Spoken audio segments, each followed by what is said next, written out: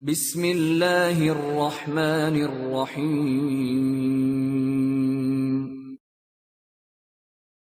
Assalamualaikum warahmatullahi wabarakatuh.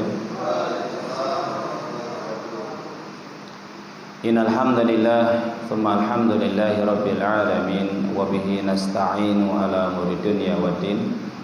Asyhadu an la ilaha illallah wahdahu la syarika lah wa asyhadu anna Muhammadan abduhu wa rasuluh. Allahumma shalli wa sallim wa barik ala Muhammad wa ala alihi wa sahbihi ajma'in wa man tabi'ahum bi ihsanin ila yaumil qiyamah. Usikum wa nafsi bi taqwallah faqad fazal muttaqun. Qala Allah ta'ala fi kitabihil karim, a'udzu billahi minasy syaithanir rajim. Bismillahirrahmanirrahim. Ya ayyuhalladzina amanu taqullaha haqqa tuqatih wa la tamutunna illa wa antum muslimun. Wa qala aidan ya ayyuhalladzina amanu taqullaha wa qulu qawlan sadida yuslih lakum a'malakum wa yaghfir lakum dhunubakum wa may yuti'illaha wa rasulahu faqad faza fawzan 'azima.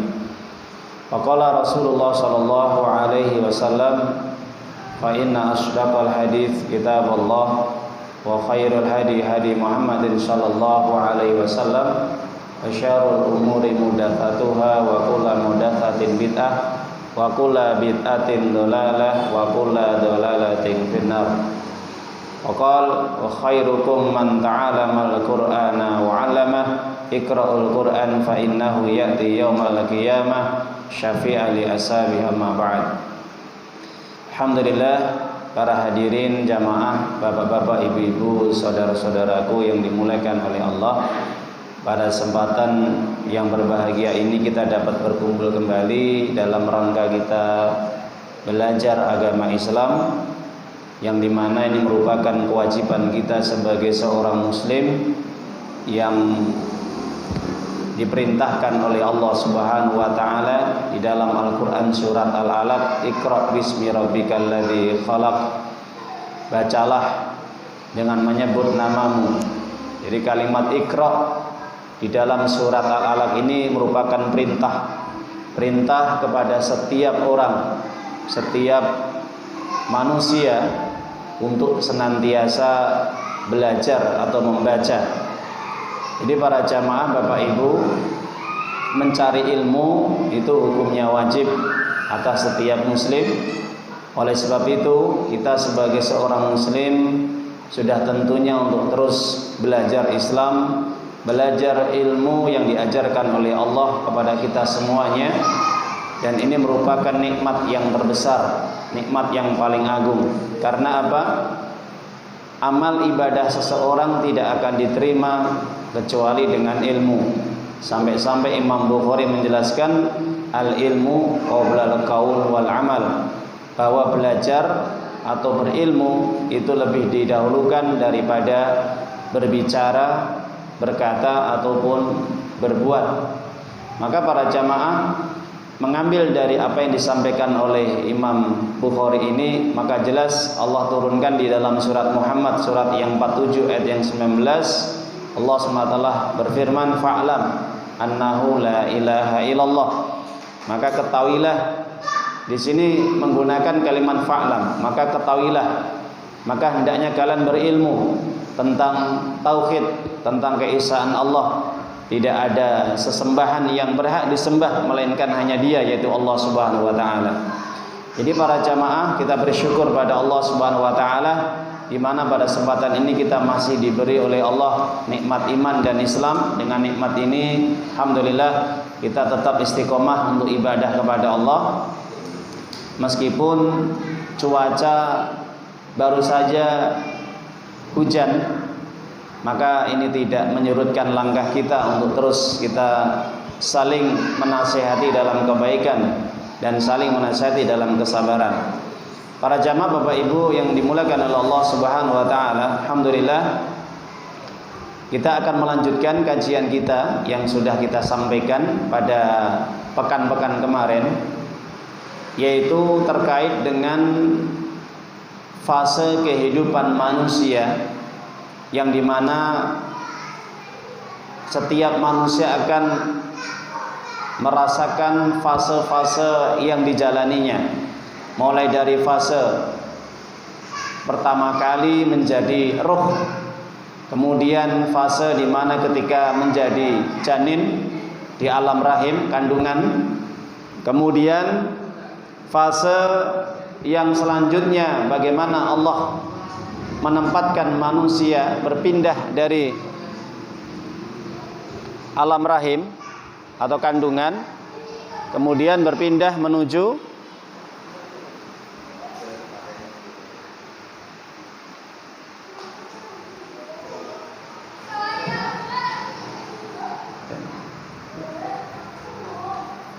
dari kandungan atau janin menuju fase yang ketiga, yaitu fase kehidupan di dunia. Dan ini yang kita rasakan hari ini para jamaah Bapak Ibu, yang dimana kita merasakan dan menikmati fase yang ketiga, yaitu kita hidup di dunia ini. Maka para jamaah Bapak Ibu, disinilah fase yang menentukan apakah kita nanti selamat atau celaka, baik di alam kubur atau di alam barzakh pada fase yang keempat, dan selanjutnya nanti di fase yang terakhir di alam akhirat. Apakah kita sebagai manusia nanti fase yang berikutnya dan yang terakhir selamat atau tidak selamat, bahagia atau kita sengsara, selamat atau celaka? Ini penentuannya adalah sekarang yang kita rasakan fase kehidupan di dunia ini. Makanya dunia ini merupakan ladang untuk kita menanam amal kebaikan atau kita menanam amal keburukan.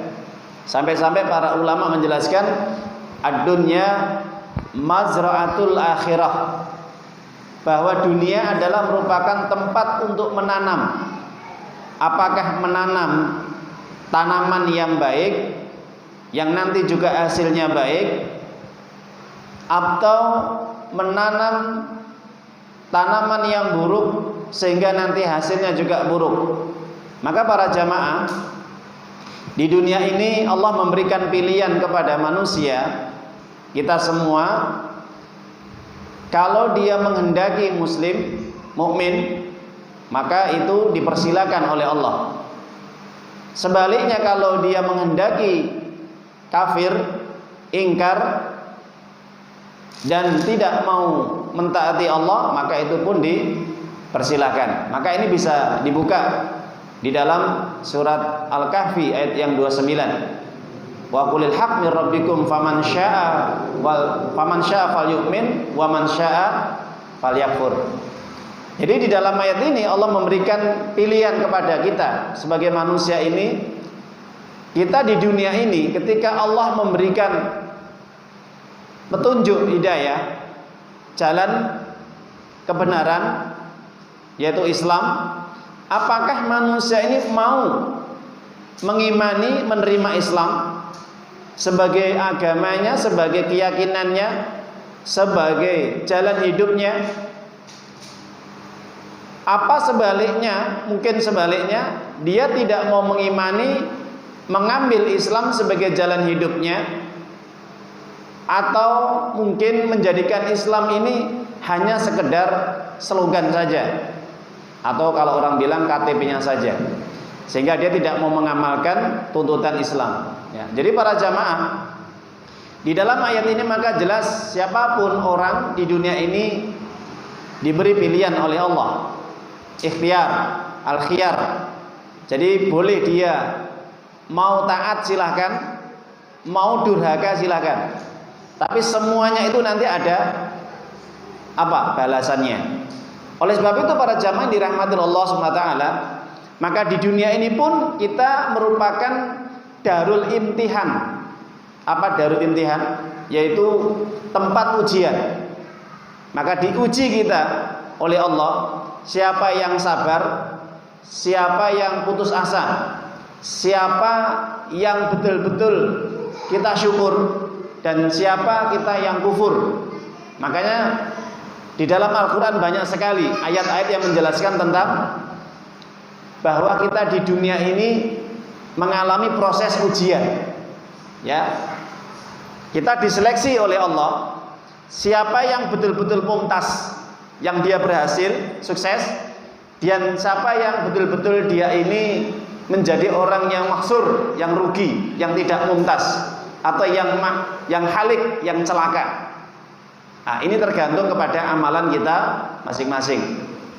Makanya para jamaah dirahmati Allah SWT, sampai Allah turunkan di dalam surat Al-Anbiya, surat yang ke-21 ayat yang 35, kullu nafsin dha'iqatul maut, setiap yang berjiwa itu akan merasakan maut, kematian.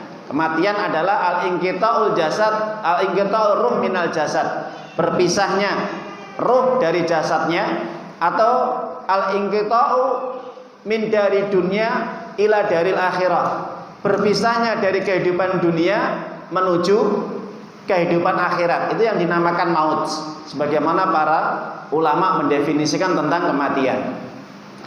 Wa nabluukum bisyarri wal khair fitnah wa ilaina turja'un. Kemudian Allah menyatakan, kami akan uji kalian semua dengan dua ujian, kata Allah, syar wal khair, yang baik dan yang buruk. Ini sebagai fitnah. Fitnah itu di dalam ayat ini maknanya adalah yaitu ujian, al-imtihan. Ya, al-imtihan, diuji oleh Allah Subhanahu wa taala. Maka manusia di dunia ini diuji dengan dua perkara yang baik dan perkara yang buruk. Maka perkara yang baik itu apa saja? Ibnu Katsir menjelaskan ayat ini mengatakan perkara yang baik itu adalah contohnya kaya, al-ghina, miskin, ya, kekurangan harta, kemudian sakit, marid, ya, kemudian juga termasuk kecelakaan, ya, selalu mendapatkan musibah. Nah, itu yang tidak mengenakkan hati, kesedihan, kegoncangan, kegelisahan dan ketakutan. Nah, ini sesuatu yang buruk. Ya, kalau yang baik tadi, ini yang buruk ya, maaf ya, saya ulang lagi. Kalau yang buruk itu kemiskinan, sakit, kegelisahan, ketakutan. Nah, ini sesuatu yang buruk, yang membuat hati ini kadang-kadang tidak mengenakkan. Kemudian yang baik apa?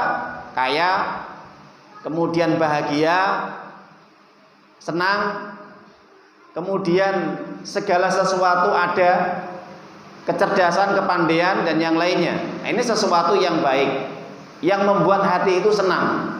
Nah, itu. Jadi para jamaah tinggal tergantung bagaimana kaya, miskin, sehat, sakit, bahagia, tidak bahagia, ataupun mendapatkan hidayah ataupun kesesatan. Maka bagaimana dia ini bisa menentukan arah hidupnya? Apakah dikasih sakit dia tetap taat? Apa dia menjadi orang yang berpaling? Ketika dia dikasih miskin, tidak kaya, apakah tetap taat? Apa atau dia menjadi orang yang kufur? Nah, jadi semua itu kembali kepada diri manusia itu sendiri para jamaah, ya. Makanya diuji sama Allah. Nanti pada hari kiamat semua perilaku, usaha, amal yang dikerjakan oleh manusia, kita semuanya baru nanti akan ditentukan hasilnya. Wa ilaina turja'un, kata Allah. Nah, itu. Kemudian yang ketiga para jamaah dirahmati Allah SWT, kalau kita membuka di dalam ayat yang lain, di dalam surat Al-Baqarah ayat yang ke-154, ya, atau 155, di situ Allah menjelaskan, ya, walanabluukum bisyarri wal khair, walanabluwannakum bisyai'in minal khaufi wal ju'i wa naqsi minal amwali wal anfus was samarat wa basyiris sabirin alladzina idza asabatu musibah qalu inna lillahi wa inna ilaihi rajiun. Ya. Di dalam ayat ini Allah memberikan ujian, ya, ibtila atau imtihan kepada manusia kita semua. Itu sesuatu yang dimana kadang ujian itu tidak membuat enak hati. Hilangnya harta, beratnya mungkin musibah, kemudian tidak panennya tanaman-tanaman atau buah-buahan, ya, kemudian kematian, ada rasa takut yang luar biasa dalam hati kita, atau mungkin takut menghadapi musuh, atau takut karena kehilangan yang dimilikinya. Nah, itu ujian, diuji semua sama Allah. Kematian, ketakutan, kehilangan harta, kehilangan pekerjaan, di PHK dan sebagainya. Kemudian rusaknya tanaman-tanaman, kekurangan buah-buahan dan yang lainnya. Nah, ini diuji sama Allah. Maka di sini Allah memberikan kabar gembira untuk siapa? Orang yang sabar. Makanya katakan Bapak Ibu, sabar. Fabashiri sabirin. Orang sabar itu cirinya apa? Alladzina idza asabatum musibah qalu innalillahi wa inna ilaihi rajiun. Makanya Bapak Ibu, setiap kita diuji oleh Allah, bahkan sampai seorang ulama ahli tafsir, ya, Ibnu Katsir dan yang lainnya mengatakan, bahkan saja sampai ketika orang kehilangan sesuatu barang yang sepele, kunci atau mungkin barang-barang yang ringan, ya, atau mungkin kehilangan sandal, ini dianjurkan untuk membaca istirja. Tadi kalimatnya, inna lillahi wa inna ilaihi rajiun. Jadi kalimat istirja ini bukan hanya untuk ketika orang mendengar kematian. Ada orang mati kita membaca inna lillahi wa inna ilaihi rajiun. Kehilangan sesuatu yang remeh, misalkan uang kita hilang 1.000, atau sandal kita hilang, pensil kita hilang, buku kita hilang, atau sesuatu yang ringan, maka tetap ini dianjurkan untuk apa? Membaca kalimat ini, inna lillahi wa inna ilaihi rajiun. Ini menunjukkan apa? Bahwa segala sesuatu yang kita miliki itu miliknya Allah, bukan milik kita. Apa yang kita miliki ini semuanya titipan, nggak ada yang abadi, semuanya akan kembali, akan diambil sama Allah. Bahkan sampai pun kita sakit pun kita juga dianjurkan inna lillahi wa inna ilaihi rajiun. Jadi bukan hanya kalimat istirja, kalimat ini ada orang mati kita baru inna lillahi wa inna ilaihi rajiun. Tidak. Tapi apapun, segala sesuatu yang menimpa musibah, baik kecil maupun berat, kita dianjurkan untuk membaca inna lillahi wa inna ilaihi rajiun. Itu orang mukmin yang sabar. Tapi kalau orang mukmin yang kadang tidak sabar, kadang-kadang ada rasa dia mengeluh. Mengeluh itu apa? Nah, kalimat itu aja sudah mengeluh. Ya. Ingat Bapak Ibu, kok gini hidup, ya toh? Wah, hilang. Nah, itu sudah mengeluh. Harusnya ketika setiap barang kita hilang, sesuatu yang kita miliki itu hilang, maka kita dianjurkan Allah cukup saja langsung innalillahi wa inna ilaihi rajiun. Sudah, nggak usah kita mengeluh. Kenapa? Karena tadi saya katakan Allah menutup kalimatnya, setiap apapun itu bukan milik kita, itu milik Allah. Harta, jabatan, kekayaan, istri, anak, buah-buahan, ya, tanaman-tanaman, kendaraan hilang, sudah nggak usah mengeluh. Semuanya itu hanya titipan dari Allah. Nah itu. Jadi para jamaah itu ujian. Nah makanya Nabi SAW ketika menjelaskan ayat ini beliau mengatakan, apa kata Nabi? Inna idhamil jaza ma'idhamil bala.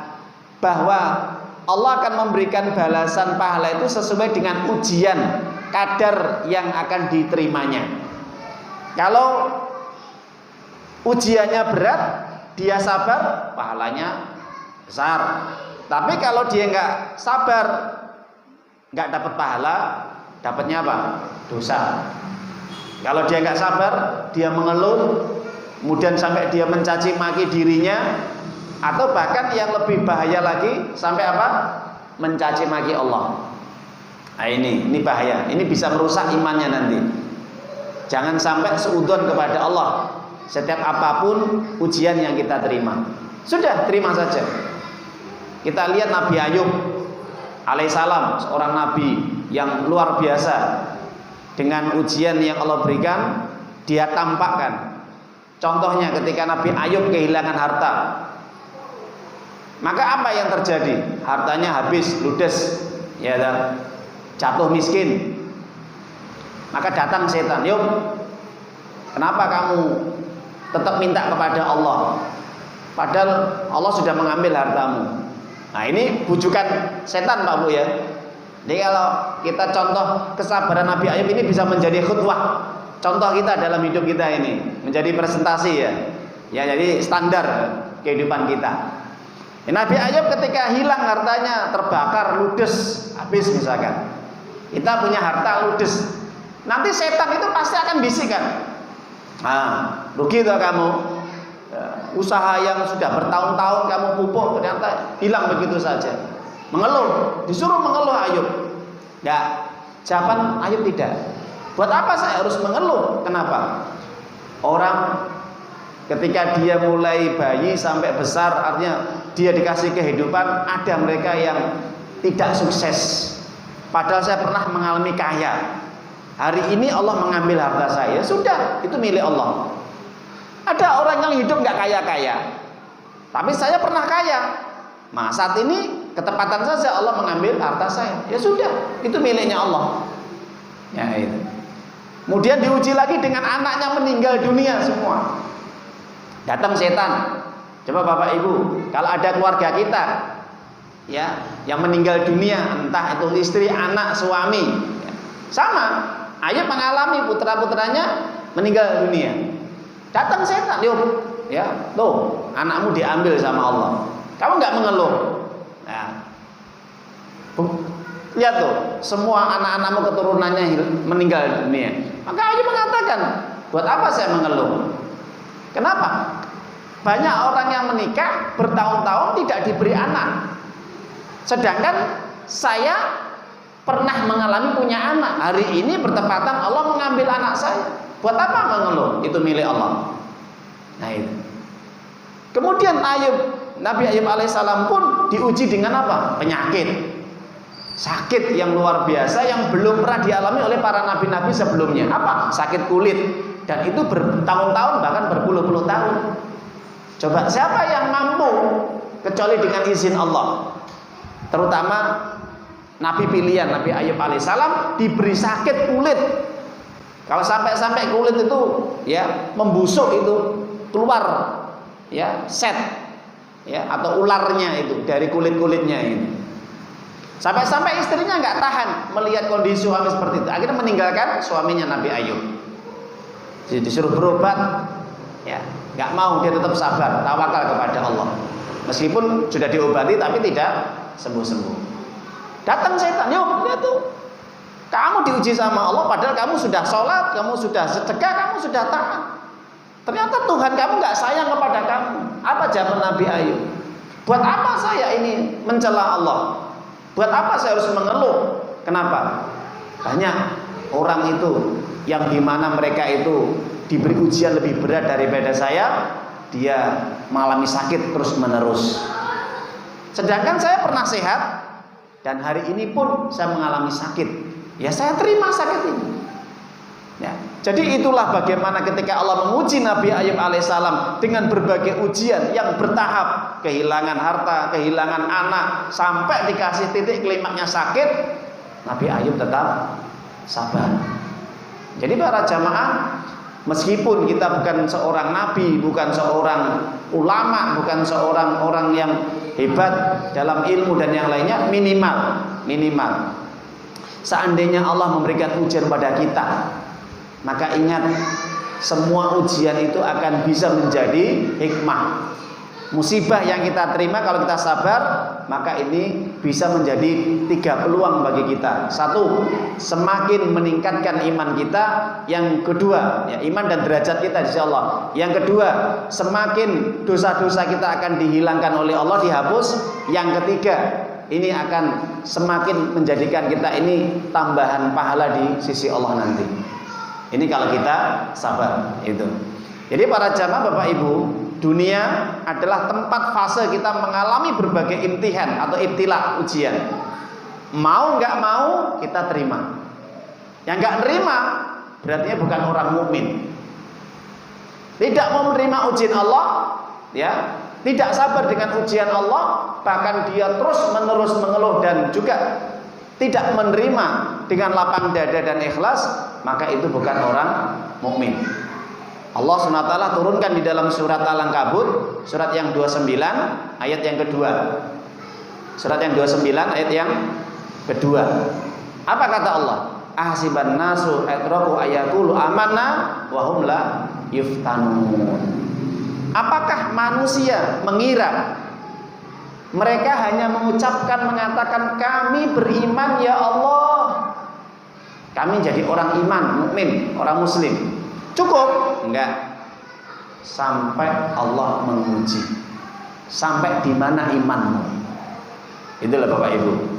Jadi kadang Bapak Ibu ya, ada orang yang dulu dia belum mukmin, belum Islam, ya, cuman Islam KTP. Kemudian dia sadar, hijrah menuju kepada jalan yang benar, memperbaiki dirinya, mengikuti petunjuk Al-Quran dan Sunnah. Ini jangan dianggap ini kemudian kok bebas hambatan. Enggak. Orang yang hijrah ini dia lebih berat kadang ujiannya. Kenapa? Setan itu sudah nongkrong di pintu hijrah tadi, di depan itu sudah siap-siap dia. Tujuannya apa? Terus untuk menggoda, terus untuk dia menyesatkan dan menjerumuskan tadi. Jangan sampai hijrahnya sukses. Nah itu strategi setan seperti itu. Jadi orang-orang yang hijrah, orang-orang yang dia ini ingin memperbaiki dirinya, bertaubat menjadi yang lebih baik, itu nggak mudah, prosesnya berat. Banyak mereka yang kadang-kadang tidak mampu di tengah jalan, akhirnya apa? Balik lagi. Ya, yang dulu senengannya ahli maksiat, ya, ahli mungkar, ahli bid'ah, ahli syirik, dia pengen hijrah, ya, kembali kepada jalan Allah yang benar, mengamalkan Islam yang lurus, yang murni, total, kafah. Ini nggak mudah, betul nggak mudah. Nanti tantangannya apa? Tantangannya biasanya nanti dia ekonomi, diuji dengan ekonomi. Yang kedua tantangannya apa? Orang tua. Yang ketiga tantangannya apa? Tetangga. Dialog, dibully, dimusuhi, dibenci, difitnah, terus macam-macam. Jadi banyak ya kasus jamaah-jamaah kita yang dulunya itu dia nggak baik, ya, tanda kutip, ya, nggak pernah sholat, nggak pernah ngaji, nggak kenal agama, ingin memperbaiki dirinya. Ternyata apa? Dia merasakan ujiannya berat, tantangannya berat dia. Pertama nafsunya dia. Dulu ketika dia belum ngerti, ya artinya belum mengerti syariat secara sempurna tentang hukum-hukum halal haram, ya. Jadi di antara jamaah antum ada ini, dia cerita kepada saya, ketika dia kerja, masya Allah, sukses, kerjanya itu lancar. Jadi di luar negeri itu lancar, gaji 1 bulan itu bisa 5 juta sampai 10 juta. Dia belum mengenal begitu tentang tauhid, sunnah, syariat, halal, haram, hukum-hukum belum. Tapi ketika diuji, dia hijrah, berusaha untuk meninggalkan apa yang menjadi kebiasaan buruk dia, yang dulu nggak pernah sholat, yang nggak pernah ngaji, ya, atau nggak kenal syariat. Dia ingin belajar, ingin memahami syariat, ya, ingin memperbaiki sholatnya. Ujiannya apa? Ekonomi. Biasa megang uang 1 bulan 5 juta 10 juta, megang 1 bulan misalkan cuma 1 juta atau 500.000 keuntungannya. Ini berat, ya. Kenapa? Dia harus sholat jamaah rutin, ya, meninggalkan pekerjaannya. Loh ini berat loh, berat ini, nggak mudah. Dulunya nggak sholat, tapi ini sholat. Kenapa? Nah, ini harus tinggalkan pekerjaan ini. Belum nanti kalau dia ngaji harus tekun lagi, belajar lagi, belajar Quran dan yang lainnya. Terus belum diuji sama keluarganya, saudara-saudara, tetangganya. Kamu dulu kerja enak di luar negeri, gajinya besar, kamu cuman jualan ini atau kamu dagang ini cuman hasilannya seberapa? Kamu kok bodoh? Dibully. Ya itu. Sama seperti itu. Kenapa? Ternyata ada perbedaan. Kalau dia imannya kuat, dia merasakan saya lebih nyaman dan bahagia seperti ini daripada dulu. Kenapa? Karena meskipun saya gaji kecil, ya, dapat sedikit, tapi berkah dan saya bisa ibadah dan sholat dan bisa ngaji. Dulu nggak bisa sholat jamaah, apalagi kok jamaah ya sholat 5 waktu aja kadang bolong-bolong, sering bolongnya. Ngaji nggak bisa. Kenapa? 24 jam terus difosir, duit, kerja. Nah ini. Jadi ini ujian ya yang diniatkan. Maka saya katakan ketika orang ingin hijrah lebih baik, maka pasti dia akan menghadapi ujian yang Allah berikan. Makanya Nabi mengatakan, fa innallaha ta'ala idza haba qauman ibtalahum. Kalau Allah itu cinta kepada seseorang hamba, pasti akan diuji. Itu tandanya menunjukkan saat itu Allah sedang cinta. Allah sedang sayang. Makanya kalau guru itu ya, biasa kalau perhatikan murid yang pinter, yang rajin itu, ya biasa dia tahu ujian itu pasti bisa dijalankan dengan baik. Dia taat murid tadi, ya, bisa. Tapi kalau melihat ada guru tuh muridnya itu ndablek, badung, nakal, ya, nggak memperhatikan setiap pelajaran disampaikan, apa yang terjadi? Nggak bisa ngerjakan dia, pasti dia gagal, nggak bisa lulus. Nah ini sama, saat itulah ketika Allah memberikan ujian, maka akan dilihat kalau dia ridho, faman radhiya falahu ridho. Kalau dia pasrah, berserah diri kepada Allah, menerima ikhlas, lapang dada, ya sudah, Allah senang. Tapi kalau dia marah, benci, nggak terima dengan ujian Allah, ya sudah dapat dosa, dapat murkanya Allah. Nah itu. Makanya para jamaah pilih mana? Meskipun kita hidup ini tetap diuji sama Allah. Yang kaya, miskin, ya itu ujian, tetap diuji kita. Nah, jadi para jamaah Bapak Ibu yang dirahmati Allah SWT, maka dari sini Nabi kita yang mulia Muhammad SAW menjelaskan dalam hadis Imam Ahmad. Apa kata Nabi? Nabi menerangkan dalam hadis, an-nasu fid dunya arba. Manusia itu di dunia ini, hidup ini, sekarang ini kita, ini ada 4 golongan.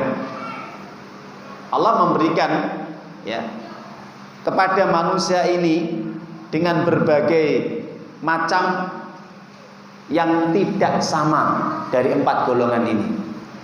Nah, apa kata Nabi? Yang pertama Nabi menjelaskan, yaitu al-muwassa'u fid dunya wal muwassa'u fil akhirah.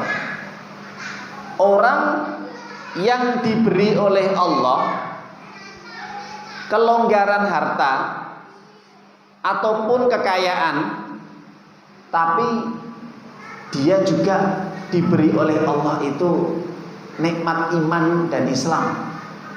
Nah itu. Ini yang pertama.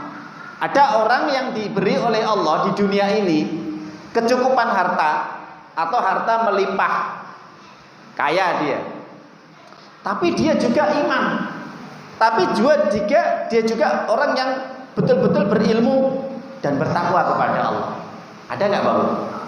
Kaya, tapi dia berilmu, alim, takwa, ahli ibadah. Ada pasti. Ada dia. Di dunia ini ada yang seperti itu, ada. Siapa contohnya Pak Bu? Berilmu, takwa, kaya siapa? Banyak. Contoh sahabat Nabi Abdurrahman bin Auf, Abu Bakar As-Siddiq, Utsman bin Affan radhiyallahu anhu, dan sahabat-sahabat yang kaya lagi. Tabi'in siapa? Hasan Al-Basri, Abdullah bin Mubarak, Saufan As-Sauri. Nah itu. Nah ini ulama-ulama dulu. Sampai sekarang ini ada nggak? Masih ada, insya Allah. Ada. kaya dia, sukses usahanya, punya perusahaan. Ya. Tapi dia berilmu takwa. Siapa ini?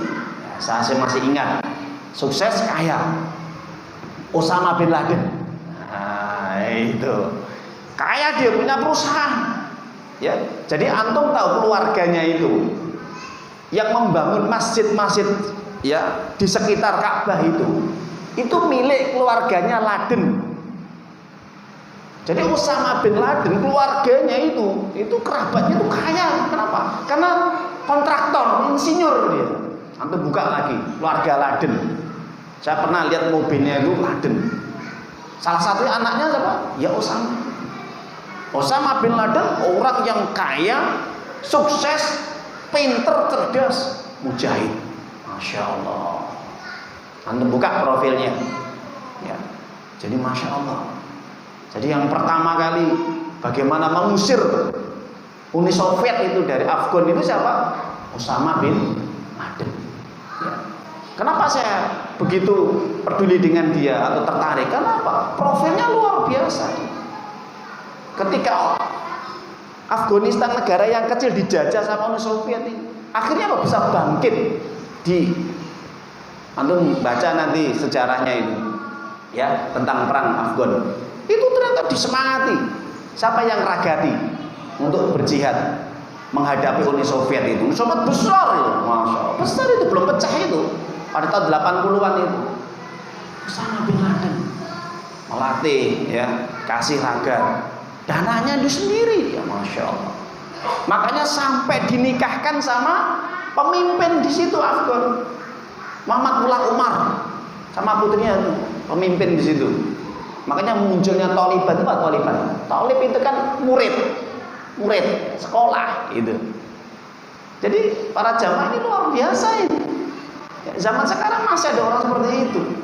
Sudah dia berilmu, cerdas, ya ulama lagi, dia belajar dengan siapa? Syekh Shalih Utsaimin, Syekh bin Baz loh. Ini guru-gurunya loh. Jangan dikate sama ini orang bodoh, bukan? Orang berilmu, ya. Gurunya Syekh bin Baz. Gurunya juga termasuk Syekh Nasyid Asy'adi, seorang ulama ahli tafsir, pernah dia belajar. Nah, jadi para jamaah ini orang kaya, diberi kekayaan oleh Allah harta, tapi dia bertakwa dan beriman kepada Allah dan berjuang untuk agama Allah, berinfak di jalan Allah, insyaallah. Nah, meninggalnya apa? Syahid. Siapa yang bunuh? Amerika. Di Pakistan. Yang bunuh orang kafir. Tanda ini orang meninggal syahid itu yang bunuh orang kafir. Jadi perhatikan, kalau ada orang muslim yang bunuh itu orang kafir, maka syahid dia. Nah, itu salah satu tanda-tandanya. Maka sampai diturunkan di dalam surat apa? Al-Lail. Surat yang 92 ayat yang 5, 6, 7. Coba perhatikan ayat ini. Allah berfirman, fa amma man a'ta wattaqa wa saddaqa bil husna fasanuyassiruhu lil yusra. Masyaallah, ya. Perhatikan ayat ini. Adapun orang-orang yang diberi harta oleh Allah sedangkan dia tetap takwa. Berharta, sugih, kaya, tapi takwa dia. Masyaallah. Nah, ini orang yang dikaruniai dua-duanya, takwa, berilmu, dan dia sugih, kaya. Maka orang seperti ini wasaddaqa bil husna, membenarkan al-husna. Jadi ketika Nabi ditanya oleh Ubay bin Ka'ab tentang ayat ini dalam tafsir Ibnu Katsir, Ubay tanya bin Ka'ab radhiyallahu anhu kepada Rasulullah, "Ya Rasulullah, apa yang dimaksud al-husna?" Maka Nabi menjelaskan, "Al-husna adalah al-jannah, surga." Jadi orang-orang kaya yang gemar sedekah dengan hartanya, dia tidak eman mengeluarkan hartanya di jalan Allah untuk kepentingan umat, untuk kepentingan agama, dan dia tetap menjadi orang yang takwa, ibadah kepada Allah, menjaga sholatnya dan yang lainnya, maka ini masuk orang yang dijamin masuk surga. Ada ulama mengatakan ayat ini untuk siapa? Ayat ini juga untuk Abu Bakar As-Siddiq. Subhanallah. Ya, Bapak Ibu, ayat ini diturunkan untuk siapa? Kata Nabi, ini untuk Abu Bakar As-Siddiq. Ketika ditanyakan dalam riwayat yang lain, ketika Abu Bakar ini tanya tentang ayat ini, ya. Fasaddaqa bil husna fasanuyassiru lil yusra. Maka Abu Bakar bertanya, "Wahai Rasulullah, ini ayat untuk siapa?" Apa kata Nabi? Maka Nabi mengatakan, "Sayaqulu laka hada inda maut." Ayat ini Allah turunkan untuk kamu. Subhanallah, ya. Coba kalau orang itu sudah disanjung sama Allah, sudah dinas, dijamin, diplot kamu masuk surga, siapa yang gak senang? Nah, ini yang pertama, golongan pertama, orang kaya tapi dia takwa. Jadi kalau ada orang kaya, hartanya dia dipersembahkan untuk agama Allah, untuk kepentingan umat, Masya Allah, mudah-mudahan masuk ayat ini. Dia akan dimudahkan kehidupannya menuju surga. Yang kedua, kata Nabi, di dunia ini ada orang yang diuji, muwassa'un fil akhirah wa maturun lau fid dunya.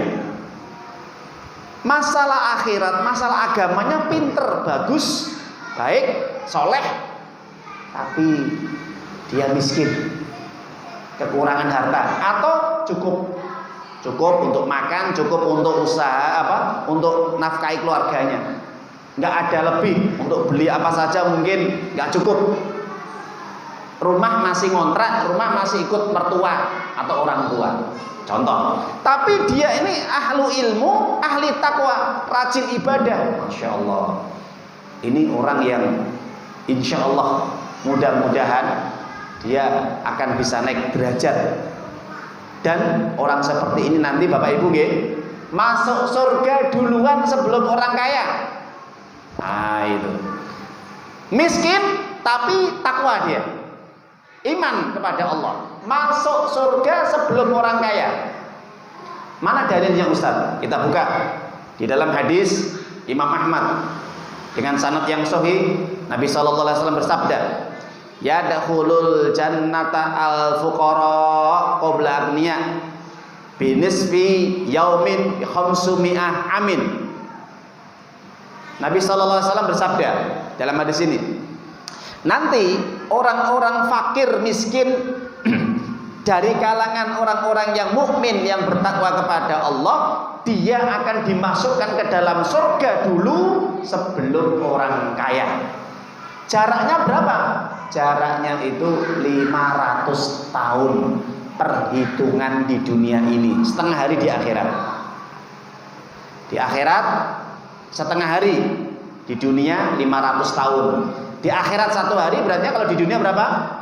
1000 tahun. Coba lamanya kayak apa? Insya Allah. Dan Ustaz gak apa-apa, miskin Nabi takwa. Sampai Nabi berdoa di dalam hadis, Imam Tirmidzi mengatakan, Allah mangsurni bi zamaratil masakin.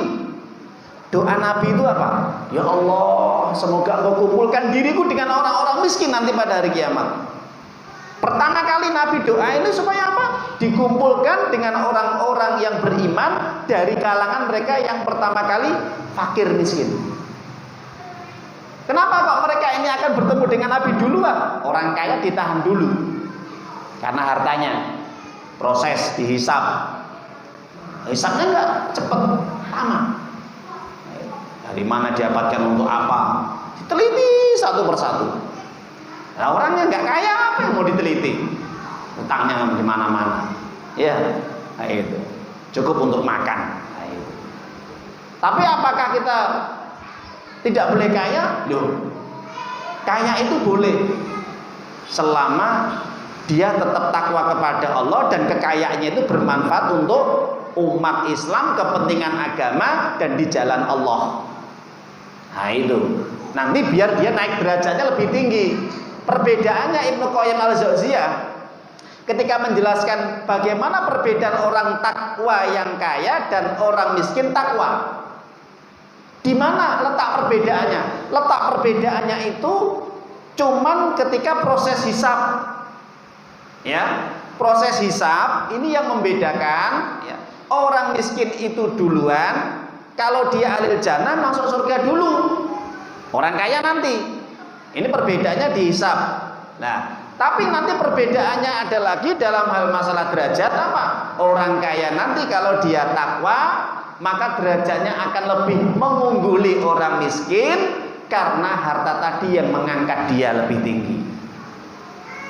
Nah itu, jadi derajatnya lebih tinggi. Kenapa? Karena dibantu dengan harta tadi. Sama Allah dikasih harta, diamani tapi untuk kebaikan, ya, untuk infak di jalan Allah. Nah, itu para jamaah. Itu yang kedua. Yang ketiga, kata Nabi, di dunia ini manusia ini diuji, yaitu al-muwassa'un fid dunya wa makturun lau fil akhirah. Dikasih harta banyak, tapi sayangnya apa Bapak Ibu? Nggak dikasih ilmu dan iman atau hidayah. Akhirnya dia menjadi orang yang sombong, kaya tapi sombong. Nah itu para jamaah, ini hati-hati ya. Kaya tapi sombong. Siapa contohnya? Qarun. Kaya tapi sombong, ada Qarun. Maka sebelum kita tutup, ada satu ayat, beberapa ayat ya, nanti bisa dibuka di rumah Bapak Ibu. Kisah Qarun di dalam surat Al-Qasas. Surat Al-Qasas itu surat yang ke-28. Nanti penjenengan buka Al-Qur'annya di rumah. Kisah Qarun ini diabadikan oleh Allah ayat 78 sampai ayat yang ke-81. Nah, Bapak Ibu nanti dibuka surat Al-Qasas surat yang 28 ayat yang ke-78 sampai ayat ke-81. Saya bacakan awalnya saja dan akhirnya. Ini intinya. Apa kata Allah? Qala innama utituhu ala ilmin indi. Qarun berkata, ketika Allah memberikan ujian kepada Qarun dengan harta yang luar biasa banyaknya, melimpah ruah, sampai kunci perbendaharaan digotong, dipikul sama orang yang kuat-kuat, al-gojo. Ternyata apa? Qarun menjadikan kesombongan ada dalam dirinya, muncul angkuh, muncul dia ini bangga, ujub. Maka dia sampai mengatakan, saya ini kaya, ini karena kecerdasan saya, karena usaha saya. Ini kan sombong. Hati-hati Bapak Ibu ya. Jadi kalau ada orang itu ya, ketika diuji sama Allah, cerdas, pandai, sukses ya dunianya, saya katakan, loh siapa? Ini cerdas saya pinter, ini usaha saya mati-matian cari duit. Ternyata apa? Qarun itu punya sifat itu yang melekat itu 3. Satu, dia itu suka memamerkan harta. Yang kedua, suka merendahkan orang lain. Yang ketiga, dia ini suka menipu. Nah, artinya menipu ini nanti banyak ya. Atau dia suka berbuat dolim ya. Menipu itu ya orang ditipu, misalkan dikasih pinjaman tapi dia kembalinya pinjamannya lebih besar. Nah itu rentenir orang. Nah itu. Nah ini kebiasaan Qarun. Nah itu merendahkan orang-orang lemah. Kamu itu apa hartamu? Mana? Makanya pernah kan ketika didatangi Musa dan didatangi juga orang-orang miskin ketika butuh bantuan, suruh bantu dakwah Nabi Musa, dan ada orang miskin karena dia terjerat hutang, minta bantuan Qarun. Kerja kamu utang melulu, minta nggak ada. Nah, sombongnya Qarun, yaitu Bapak Ibu, dan juga mendolimi. Jadi harta itu diambil secara paksa. Kalau nggak bisa bayar utang, diambil paksa. Contoh Bapak Ibu, ada orang utang, nggak bisa bayar, nggak bisa melunasi, kemudian harta itu diambil paksa. Nah, ini modelnya Qarun. Misalkan utang ya di bank, nggak bisa bayar tadi, nggak bisa melunasi, rumah itu disita, diambil secara paksa. Bukan kok rumah itu dijual, kemudian nanti hasilnya berapa ya untuk menutup utangmu, tapi dipaksa, diambil. Utang motor, mobil, rumah diambil paksa. Itu modelnya Qarun gitu. Dalam tafsir dijelaskan, jadi kalau ada orang utang itu nggak bisa bayar, ambil semua harta yang apa yang dimilikinya. dipaksa, bahkan rumahnya disita. Itu model Qarun Bapak Ibu ya. Yang terakhir kata Allah, apa? Akhir kehidupan Qarun tragis, mengenaskan. Allah mengabadikan fakhasafna bihi wa bidaril ardo famakana lahu min fi'atin suruna min dunillah. Qarun dan semua harta yang ditimbun, yang dimasukkan ke dalam gudang, ya, yang disimpan itu, emas, perak, berlian, apa saja ada lengkap itu, permata, itu semuanya hilang lenyap, ambles ke dalam bumi, tenggelamkan sama Allah, gak tersisa. Dan Qarunnya juga. Makanya Bapak Ibu, kalau ada orang tiba-tiba kemudian dia berjalan, kemudian di situ menemukan ada sesuatu harta, apa yang namanya? Harta karun. Itu diambil dari Qarun, ya, harta Qarun, harta yang terpendam, tersimpan di dalam bumi. Makanya diistilahkan orang sekarang harta karun, diambil nisbah kepada Qarun. Cukup, mungkin ini saja, akan kita lanjutkan minggu yang akan datang. Insya Allah mudah-mudahan ini bisa memberikan manfaat pada kita, sekaligus peringatan agar kita menjadi orang-orang yang tetap bertakwa dan beriman kepada Allah sampai kita meninggal dunia. Entah kita kaya atau miskin, yang penting tetap iman kita harus teguh kita bawa sampai kita meninggal dunia. Itu saja pada prinsipnya. Pada akhirnya marilah majelis ini kita tutup dengan bacaan hamdalah. Alhamdulillahirabbil alamin. Subhanaka Allahumma wa bihamdika asyhadu an la ilaha illa anta astaghfiruka wa atubu ilaik. Assalamualaikum warahmatullahi wabarakatuh.